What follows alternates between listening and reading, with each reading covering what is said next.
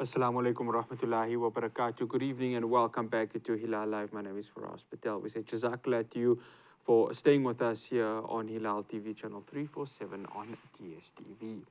Now, one of the big stories that is happening, of course, on the African continent, military chiefs from West Africa's regional bloc ECOWAS have met in the Nigerian capital Abuja to discuss the military coup that took place in Niger last week. The bloc previously warned it was giving Niger's new rulers a week to reinstate President Mohamed Bazoum before it considered the use of force. Now, there's also the role of the African leaders from the AU, including us here in South Africa, in what they need to do, while the USA and Russia have also exerted their influence on the matter. Joining us now to discuss this is the University of Johannesburg's Assistant Lecturer for Politics and International Relations, Ndzalama Mathebula. Ndzalama, good evening and thank you so much for joining us here on Hilaal Live. Thank you for having me. Thank you to the viewers at home. No, it's an absolute pleasure. Ndzalama, let's talk first. The West African region, of course, ECOWAS, they are locked in meetings. Nobody knows what's going to happen. But how important is that meeting going to be in just trying to solve things from an internal perspective? So I do read a lot on the ECOWAS being very criticized on their stance and how they've responded to the coup d'etats that have been happening throughout the West African region. But then I would like to point out firstly that it's a matter of embedded legitimacy whereby it might be very hard to solve the Niger coup d'etat challenge because due to the military governance that has been exhibited within the country in the last independence since 1996. So it wouldn't be the first time. Therefore, in solving this, it would need for the country to review its democratic principles. Ndzalama, West Africa, you've just mentioned it, coup d'etats. I mean, West Africa, coup d'etats, it's not anything that's new. This has happened for so many decades. And the viewer at home is asking, but why West Africa? And I ask you, why West Africa? Why is it that that region continues to have coup d'etats in so many occasions?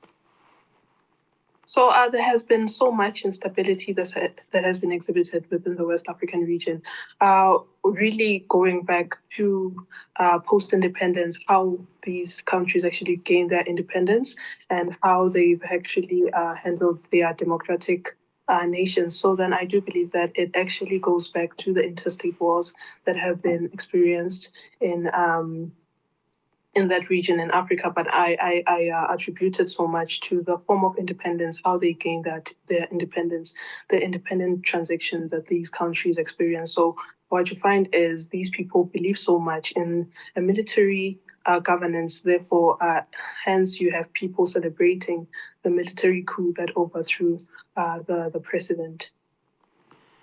And Ndzalama, I want to talk about the AU and the role of the AU. So yesterday, of course, we saw the ANC's Veterans League. They were asked a question with regards to what's happening in Niger. And of course, South Africa and their role along with the AU. Because the AU has, of course, been criticized on so many occasions for really taking a laid-back approach to these coup d'etats. So how does the AU now approach this situation, given that there is such instability that they may need to tread carefully with what they do next? So I do believe that there is there's so much significance in reviewing the African Union's Security and Peace Council mechanism on how they would actually handle many of the insurgencies, the terrorist groups, and instability within states. But then most definitely it's really a domestic problem with states themselves on how they actually handle this whole thing of democracy and instability. But then I do believe that the AU has a much role to play from an emic perspective in how they could actually handle this whole coup d'etat. But then I do believe that that there is a need to review the African Union and ECOWAS itself, their peace security mechanisms and how they would handle conflict and in promoting democratic principles within the region in order for them to restore stability. This coup d'etat that is currently on the go has certain influences. The one, of course, from the West and the USA, and the other, of course, Russia, because we would think, okay, so why would there be a supposed influence outside of the African continent? But Lord behold, it's happening right here in Niger. Now, can this be seen to a certain extent as a bit of a proxy war, and I use proxy war in inverted commas, with the USA and Russia, because it just seems as if wherever there's a conflict in Africa, you've got these two superpowers exerting some sort of influence within it. So I would like to mention that there are a number of influences on this Niger Delta coup d'etat that we're currently facing, whereby one is ethnicity and also the Russia and USA influence, the Western influence within the region. So what you find is Russia, there have been growing ties between the military groups in Niger Delta and the Russian military itself, the private military in Russia. So then what you find is these coup d'etats were actually welcomed, and there was a backlash on the French embassy. So then I do believe that there is a certain influence to a certain extent, but in essentially it is really a compounded challenge that is now exhibiting itself as a coup d'etat, whereby you have ethnicity being one of it, you have the economic crisis or the socio-economic challenges of the country also influencing, and also the Russia-Ukraine war having an influence on the whole Niger Delta coup d'etat. But then it really goes back to the form of democratic military that they have. Because what you find is a coup always breeds a coup. So then we wouldn't expect this to be the last coup, because how you gained your independence or how you gained your seat as president, then that also influences other militants and generals to actually follow the same route, because there's no democratic element. And there's no rule of law that's being followed within the constitution of the country, and how people get elected or presidents get elected. Yes. A recycled form of government right there.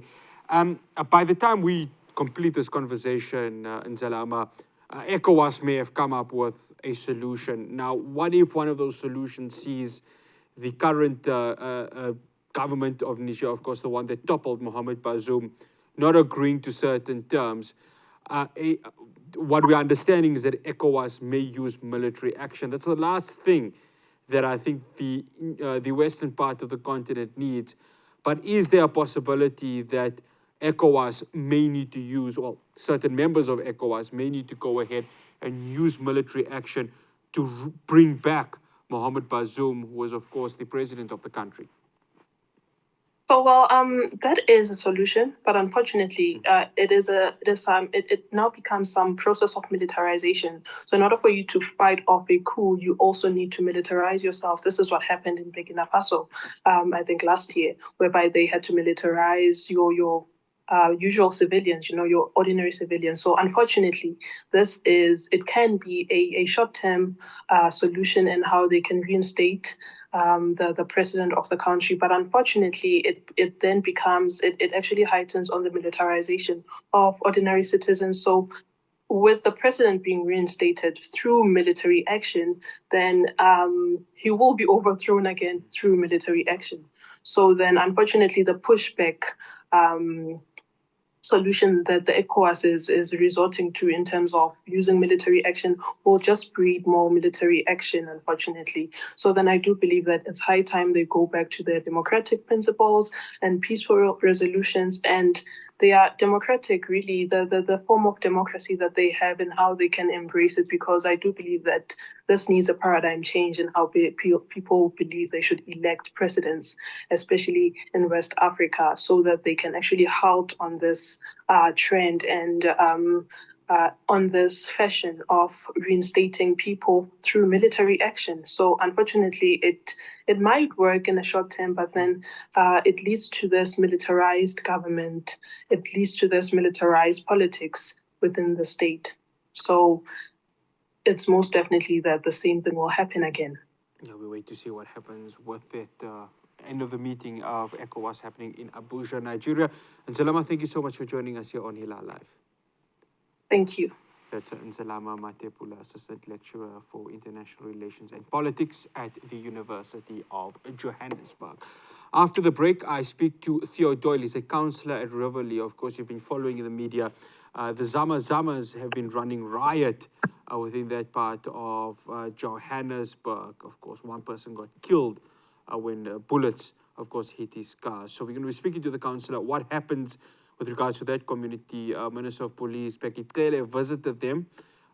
Is there any supposed updates or actions to try and curb what is happening in that part of the Johannesburg city? So do stay tuned to Hilaal Live. We'll be back after this break.